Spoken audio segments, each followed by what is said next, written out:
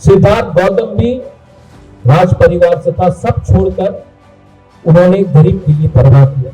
गौतम बुद्ध, उसके रास्ते में अगर हम लोग सब चलेगा तो सिर्फ त्रिपुरा नहीं, विश्व अच्छा जगह है। मैं बुद्ध भगवान के रास्ते में चलूंगा और हमेशा जो गरीब है, जो कमजोर है, जिसको सहायता चाहिए, मैं उनको हेल्प करूंगा। मैं आपके आंख में देखकर बात कर रहा हूं, आपका आंख में देख के मैं बात कर रहा हूं। अगर आपको लगता है कि मैं झूठ बोल रहा हूं तो मत समझो, लेकिन अगर आपको लगता है कि महाराजा कुछ बात ठीक बोल रहा है तो थोड़ा सा विचार करो। मैं यहां में त्रिपुरा, रियांग, देव बर्मा, जमातिया समाज और चकमा समाज के बीच में एक पुल बनना चाहता हूं।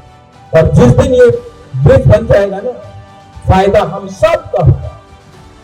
इसके लिए मैं आपसे हाथ जोड़ के निवेदन करता हूं, घर जलाना आसान है, घर बनाना मुश्किल है। मैं एक ऐसा घर बनाना चाहता हूं जिसमें चकमा भी रहे, जमातिया भी रहे, त्रिपुरा भी रहे, मेरा ब्रू भी रहे, बंगाली भी रहे, हिंदू भी रहे, क्रिश्चियन भी रहे, बुद्धिस्ट भी रहे, मुसलमान भी रहे, लेकिन ये घर हम बनाएंगे, कोई और नहीं बनाएगा।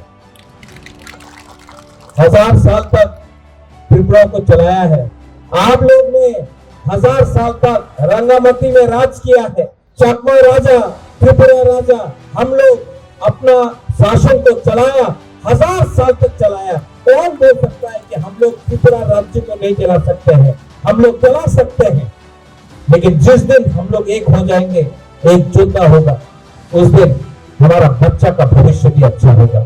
सोचना, हाँ ना मत बोलना, महाराजा जिंदाबाद मत बोलना।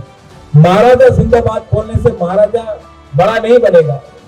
अपना बच्चा का बारे चिंता करके बच्चे का भविष्य को जिंदाबाद करो।